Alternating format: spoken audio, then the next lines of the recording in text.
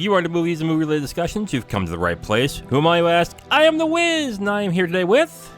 Zero. How you doing today? I am in Nauseaville, unfortunately. Oh, man. I can't come up with a quip of a different type of work that you do out of that, so I just hope you feel better for a time being until you have to get back into it, so... Yep. That stinks. But anyway, we are here to review the 1998 sci-fi noir film Dark City, starring Rufus Sewell, Jennifer Connelly, Kiefer Sutherland, and William Hurt, directed by Alex Proyas. This is going to be a strange kind of review for me, mainly because I went into this remembering how I first watched it and was blown away by it. Coming back to it now, I am actually a lot less impressed. I don't think it's a bad movie, but I definitely have some issues with it that I didn't have when I saw it back in '98. Before I get to that, what did you think of the movie? Since this had been my first time actually watching the entire movie, not just watching bits and pieces of it. Yeah. I thought it was interesting, but there were definitely some moments where just things got a little bit jumbled up. We should state that we watched the director's cut of this movie, correct? Yes. Okay. So there are some key differences between the director's cut and the original cut. And I think one of the good things the director's cut did in this movie is that it kept the purpose of the villains hidden for about, I would say, a good third of the film. Because in the original cut, there is literally a voiceover that happens that they go over who the villains are, what their purpose is, what they do, and it really just kind of ruins that part of the mystery of the film, whereas the director's cut, it makes it a lot more interesting and captivating to watch when you don't know exactly what these villains do and what their purpose is. I think that will be the most that I will give credit to the director's cut. I guess I'm kind of with you. I think it works overall, but when it comes to the whole of the film, they do some questionable things in this movie. It's definitely trying to ape off of noir and of, I would say, 30s, 40s silent sci-fi to a certain extent, and maybe a little horror. I'm thinking of Fritz Lang's Metropolis, the Cabinet of Dr. Caligari, stuff like that. I think it's trying to ape that style. The funny thing of the movie is it apes those styles very well, but that's all it really does. It doesn't really give you more of an in-depth thing in the movie other than saying, oh, it's like this and this put together. With that, and it does that well, and that's fine, but the hope of mashing those two together is that you would have this really interesting and dynamic thing that's there as a result. When you make a baby, essentially. Like when parent A and parent B get together, they make this beautiful baby that is a mash of the two things, but also different in its unique way. And I think that's the issue I have with Dark City. It does those elements well, but it's not that unique. It's a fair thought. I know for me, it felt closer to kind of like a detective mystery meets kind of like a sci-fi movie. Mm-hmm, yeah. When the lines start to become much more clear, that's when things seem to get more jumbled up, which was a little bit disappointing because I felt that, if the writing was a little bit tighter, then I think this would have been a little bit more of an impactful movie. Mm-hmm. But overall, I don't think it's absolutely terrible, and I mean, I can see why it's definitely become sort of a cult classic. Yeah. Now that you mentioned the writing, let's just get into it. I think the main thing that the writing does wrong, and this is also something to do with the two genres it's mashing up, it seems to have the dialogue of a hard-bitten noir detective thriller, but I think it would have benefited more to have a more verbose sci-fi kind of dialogue. Because it just seems like the dialogue is a little too general and on the nose for something that I think is supposed to be a little more smarter than what it's alluding to. I get that it's part of the style of the film and the style it's trying to ape, which is the noir detective thriller, but I think that the noir detective thriller is probably the weakest part of this movie. I think the sci-fi elements are actually much more interesting. The mix, when put together, is effective, but when you pull back, I think they put too much into the noir bucket than they could have done from the sci-fi bucket. Visually, it's much more sci-fi. Another thing I would say, it's like a live-action Batman the Animated Series, but with Hellraiser like characters. I guess would be another mix I would put into it. It's a mashup of a lot of things, because the film has a very Art Deco feel to it. The visuals are not the problem for me. I think the visuals are captivating, but the writing is definitely an issue. And it's mainly because the characters are kind of one note, like both in dialogue and in the way the characters are created. Like, I know nothing other than the Doctor has a limp of some sorts, a funny eye twitch, and he sounds like, I guess the best way I can put it for like layman's terms, like Peter Lorre when he was playing villains in movies like Arsenic and Old Lace. Or if you really want to, think of WWE Stone Cold during his what phase. When he would say things like let's say I'm talking to you, Zero, and it's like, did you enjoy your work? What do you do for a living? What? Like that. It's kind of like that kind of cadence where he says something, stops, says something, stops. And I get the reference to a certain extent. I don't think it's as effective as it really would have felt like. It actually comes off more annoying more than anything. And I don't know if that's part of the script or that's part of Kiefer Sutherland's performance, but I think that was a bad move. One of the major plot points, they sort of just touch on bits and pieces of it throughout the movie. And it's kind of a shame because it's a bit fascinating, but it just kind of left me wanting more to know about this one particular faction in the movie, which we'll get into spoilers, but it was one of those things that I was just like, this part is just so fascinating. I wish that there was more lore to sort of build out, but by the time lore is more fleshed out, the movie's already about to conclude, and it's such a shame to me. The villains are kind of interesting in a way, but they also, I don't know, like both in the look and what they're about, they've been done before. But I do agree that there is not much depth on these villains. They are creepy villains that do certain things. We'll get into spoilers. But like in the end, did I ever feel they were an intimidating presence or they had a dark, interesting presence to them? Not really. They just were big baddies in the end. Which I think, to your case, you're correct. They didn't do much with them other than make them big bads at this point. So that is a disappointing aspect. Let's get into direction real quick. Again, I like how the film looks. What's also this reminded me of is The Matrix. Because The Matrix, even though it still looks great, it has very dated CGI. But because of the style of this film, the CGI and how I would say awkward it looks at certain times actually enhances the setting in a lot of ways. There are obvious scenes in this movie that is green screen to hell. Like the beginning shot with Kiefer Sutherland, the ending shot, certain shots with the villains. It was clear that there was CGI and a lot of green screen there. But because of the way that the film is shot, the decisions they made to how the film looks, it's not distracting. It actually gives it its own character. The way it was directed with just how sort of dark and moody and just reminiscent of noir-style films, I thought was excellent. And when you get into the sci-fi stuff, that's where it sort of falls apart because it's like you said, you can tell in certain scenes you're just like, oh man, this is clearly a green screen section. And it's a little sad, but I mean, I get it. It was, I want to say, I think it was 1 year before The Matrix. Yes. So yes. Green screen technology had not come to the height of its dawn and everything, unfortunately.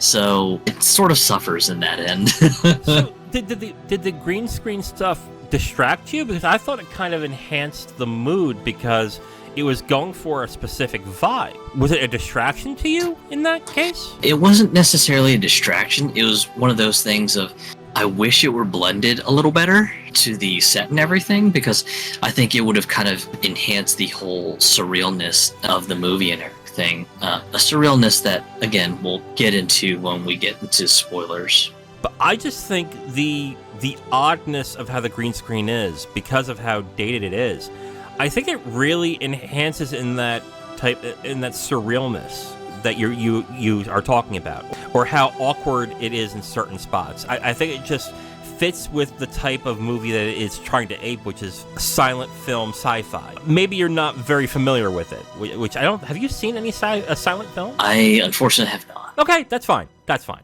So that's what it kind of reminded me of. But I guess if you don't have that reference, I guess it won't have any effect to you. So I understand what you're saying. Let's get to performances real quick. I think one of the most wasted performances in this film is Jennifer Connelly. She's a really good actress. She can do very good performances. She can be cute, sexy, but she can also do very deep and intelligent performances. She is wasted in this film. All she does is look doe-eyed and be supportive, and that is fucking it in this movie.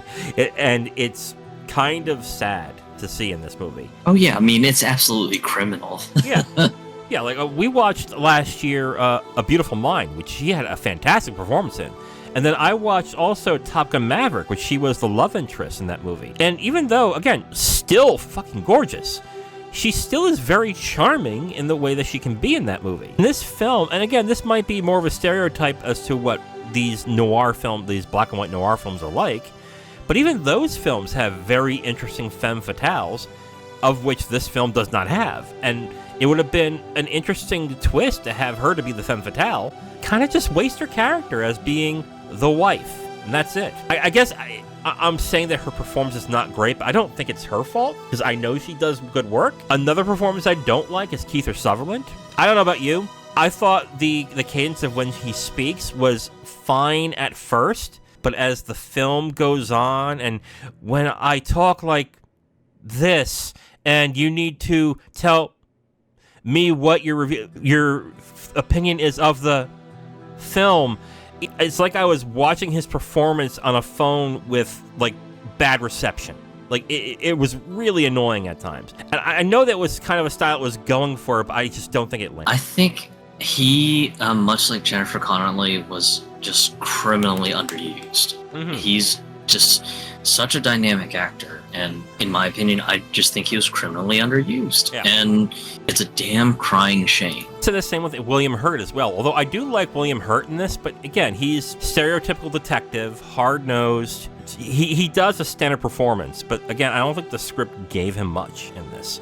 I think the supporting actors overall were just given not great things to do in this movie, so they just pretty much said, okay, remember this movie? Okay, be like that. Did William Hurt's performance give you anything, or are you in agreement? As far as William Hurt, it was fine. It was just kind of a hard-nosed detective who believes he has a grasp on reality, but doesn't seem to realize until the end that there's more to this tale than meets the eye. And, I mean, he plays it just fine, but it isn't anything that breaks new ground or anything. And then we have the final one, which is Rufus Sewell. He's fine.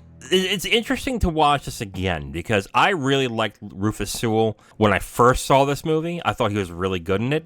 Now I watch it, and I'm like, it's fine. I mean, it is an amnesiac performance, so he has to be a blank slate throughout the film. And then when he gets into his more paranoid state, he does that rather well. But even at the end of the film, I don't really see much depth into the character. I just see the same blank slate that I saw in the beginning of the film. So I guess in that aspect, it's disappointing. He played kind of an Alice Lost in Wonderland role just fine. Mm-hmm. Once we get to the end, he sort of gets a grasp on things and rounds things out. But, I mean, it wasn't anything groundbreaking. It was fine. So let's get into spoilers for Dark City, the 1998 sci-fi noir directed by Alex Proyas. If you have not seen it, you can come back when you're ready.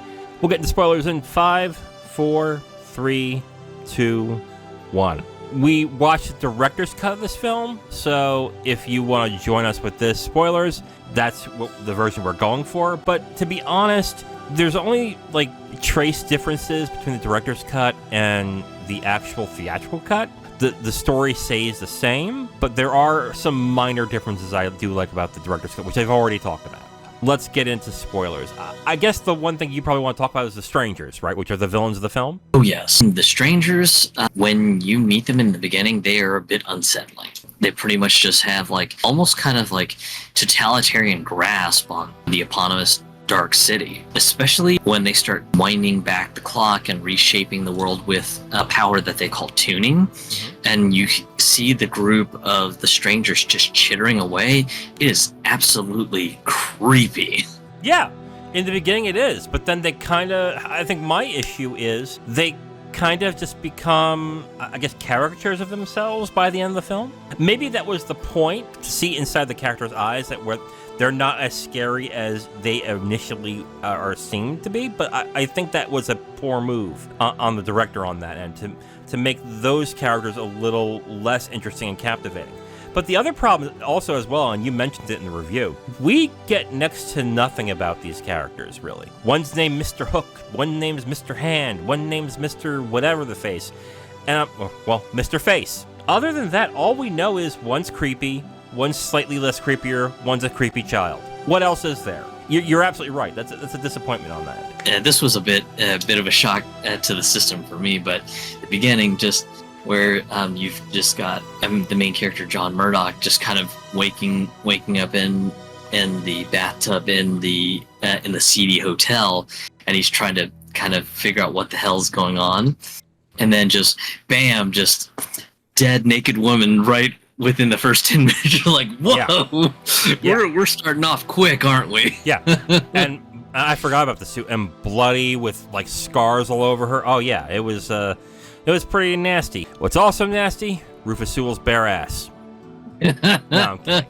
It's a fine ass. It's a fine ass. Not my ass that I want. I'm just picking up more and more things that I was disappointed by. We've mentioned the characters.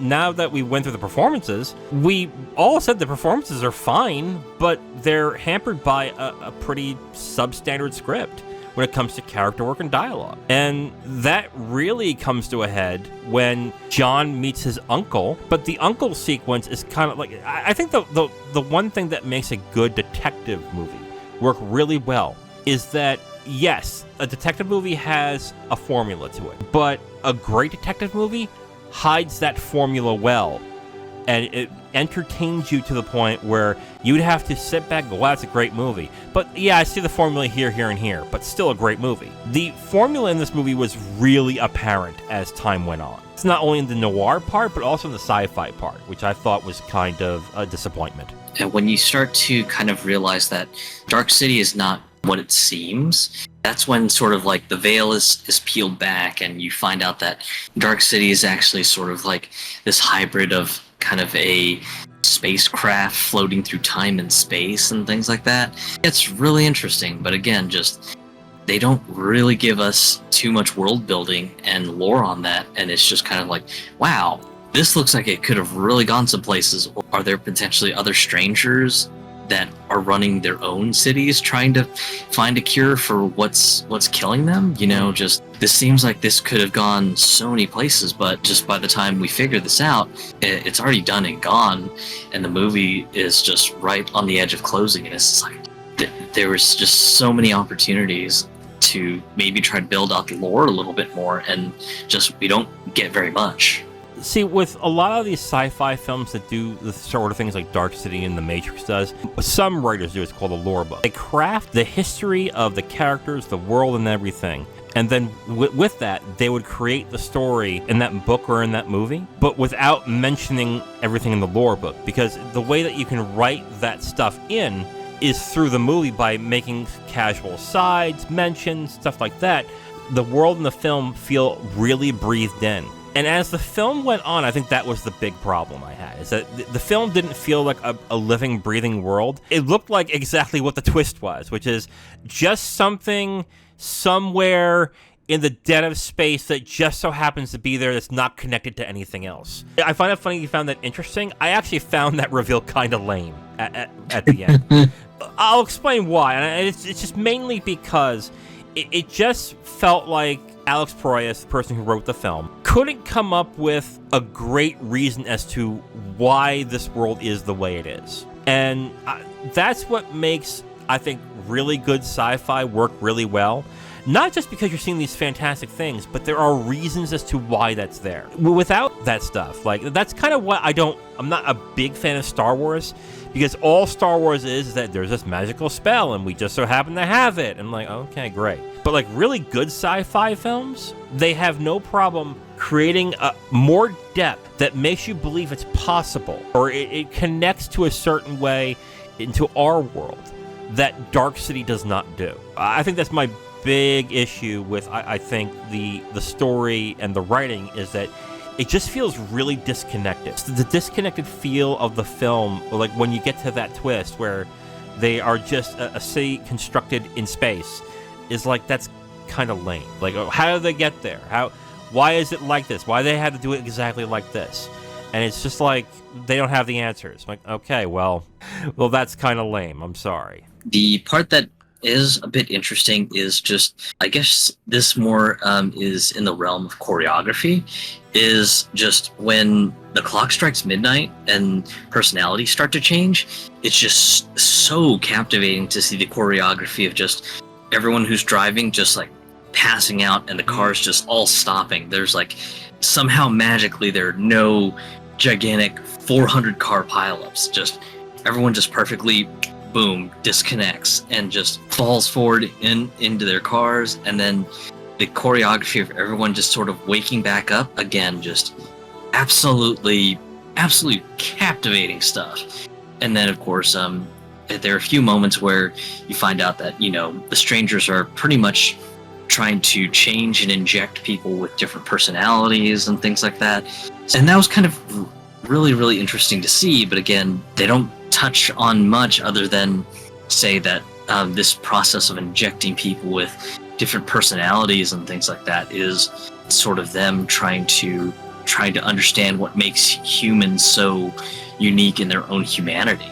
And it's interesting because you see like this poor working class couple who, the guy, he's kind of like a blue-collar guy who just does some sort of hard physical labor, and of course his wife is just griping at him that, you know, their kids are driving them insane. And the strangers go and inject the personalities of like aristocrats into both of them, and so suddenly, instead of the working clothes, this guy is suddenly dressed up in a suit. The wife, instead of like some raggedy pajamas, she's in like just a really pretty dress, and dinner table gets stretched out to like a banquet table, and it's just kind of wild to see. And again, just it's something that brings about like an interesting tie-in with all the lore of the strangers and everything, but we barely get much explanation or much world building on why they're so obsessed with just kind of changing the city nearly every night. Yeah, like the visuals of the movie, I think, are the only thing that's going to make me recommend this film, because I think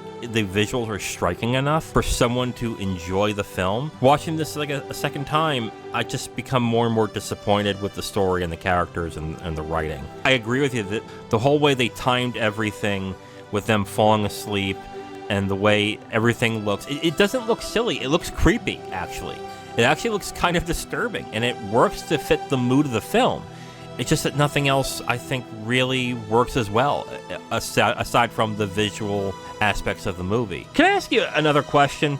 Do you think the violence of the film was necessary? It was a little overdone, but yeah, I mean, I think it's more to do with just the fact that one of the strangers ends up injecting this blended memory of John, which included like the personality of a murderer and everything. So I guess it was to kind of show the savageness within this personality that they had blended for John that didn't take. There wasn't really much explanation as to just why he just completely sort of flew off the handle. And I know the initial thought was as well, if we want to find John, and someone has to become John. And at the same time, he just went to this one stranger just went to complete extremes, and it's just like, yeah, John didn't go that extreme when someone didn't tell him a piece of information he wanted to know. He got kind of irritated, but he didn't go out and murder.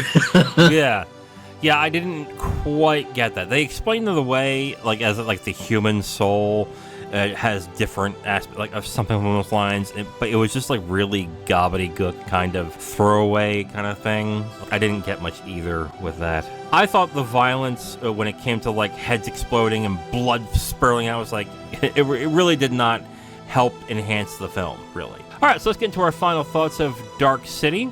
I'll go first. When I first saw this film, I loved it. I thought it was a really good, interesting, and unique film. The only reason why I saw it is because that year, Roger Ebert gave this film his #1 film of 1998. Like, this film. And that's what prompted me, I gotta go see this. And I actually really liked it. Now, after about almost 25 years of seeing it the first time, I gotta say I'm kind of disappointed with what I saw. I think the film is not as in-depth as I remember it. I think the dialogue's pretty standard. And the blend visually is striking, but the story elements and the characters are not. I think they are too one-dimensional for them to be that interesting. But the visual spectacle of the movie, for me, is enough to give it a recommendation. I'm going to give it 2.5 stars out of 5. I just felt like if you look at this film like a trailer and it interests you, I think you should check it out. Otherwise, if you're like me and you demand something with better dialogue and better characters, you might be disappointed. I'm honestly disappointed by my second viewing of this film. 2.5 stars out of 5 from me for Dark City. I would put my thoughts on this right at about 75%. Oh wow, that's a high one. In my mind, it's perfectly passable. Characters are kind of a bit one note. They sort of fit their exact molds and everything. So there's not any sort of deep storytelling. So for anyone who's looking for something just intellectually deep and maybe even philosophical in thought, you're not going to find it here. The premise of kind of blending a noir movie with a sort of a sci-fi movie is fairly interesting. Unfortunately, there's just not much world building, expanding on lore, so by the time just the big reveal happens, it's just kind of, wow, that's it? That's an awfully quick surprise. Oh my god, the movie's almost over. And again, it's a shame because it would have been kind of interesting to see if there was more world building on this, like mentioned in the spoiler section and everything. But the performances, they were okay, but it hurts me to my core so much that there were some great big name actors and actresses in this, and they were just criminally underused. I can definitely see why this movie is a cult classic and why it's beloved by a lot of people. I would say that, if you're one of those who's kind of curious on cult classic movies, probably give this one a watch. I think it's at least worth the first watch, and then at that point you can decide whether or not you want to try to watch it again and get more meaning out of it, or just go, nope, once and done is good for me. Yeah. I mean, it's not a bad film, but it is very disappointing watching it the second time. I think you made a good point, and I think you said this in regards to the writing. It's not deep, it's not philosophical, it's not like all that intellectual stuff. It's not any of that, which I think is very disappointing because the things that they deal with in this movie could have been intellectualized in a very interesting way. The stuff about identity, stuff about community, or even like the standard power dynamics of people who rule over you in a totalitarian way. You could have done something with that, but they didn't do anything with any of that. It just was, this is what it is, and I'm like, oh, okay, cool, I guess. I think that's what is most disappointing to me about this. It's actually perfectly encapsulates my biggest problem with this movie, is that it's something that clearly could have used much more depth, but didn't. But let me ask you as a counterpoint. Are you saying that this movie should have been longer? I don't think longer. I think I feel that if the writing was a little bit more tightened up, I think that they could have done maybe a better job with the writing and everything. Okay. Because again, when you get to the end, it's almost kind of like a snowball's rush down the hill. Just, hey, we're going to start throwing a whole bunch of concepts on what this world is and what John has to do to kind of wrest control back into his hands. And there's just so much going on. And it's just, again, sort of like a downhill sprint to the end credit. I just think that if the writing were a little bit more tightened up and more concise, then maybe they could have expanded on some of the interesting bits and pieces about the world. But fortunately, this movie is what we have, and that's all we can make of it. I think the exposition dump that Kiefer Sutherland did with William Hurt and Rufus Sewell, I think was probably one of the laziest thing about this. This could have been much better realized than having a character explain it away in 5 minutes. 2.5 out of 5 from me on Dark City, 75% for 0 on Dark City.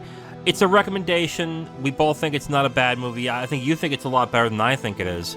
I gotta say, I'm actually kind of disappointed. I've had other films that I saw once and I really liked and saw it again and went, wait, what did I watch? It's like, this is not that bad, but it is definitely something that I think time has not given it favors. I don't know if this is a film where I think other films have surpassed it, and thus it's like a curiosity, or if it's just, I thought there was more depth there when I was in high school and I saw it than there really is now. And then now I'm seeing it as an older man, and I'm looking at it and going, yeah, I don't know what I was seeing in this.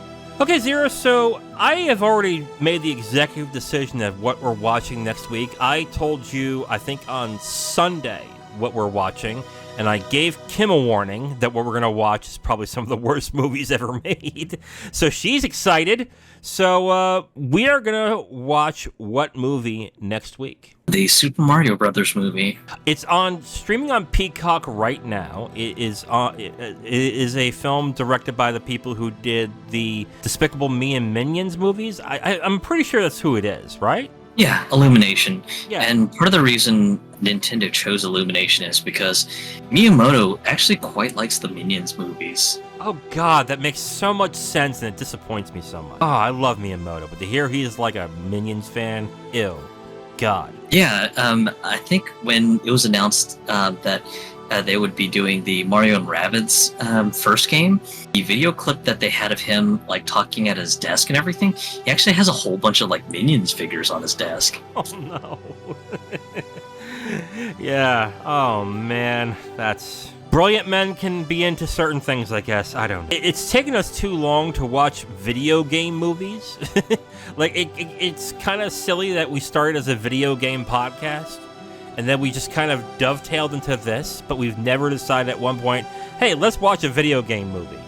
We've never done it, but now that this film, which is now the biggest film of the year that made the most money, it's still that way now. Barbie could defeat it. We'll see when that happens. I think this is the perfect time to break off the seal and do a video game movie. So, yeah, next week we're going to be reviewing the Super Mario Brothers movie.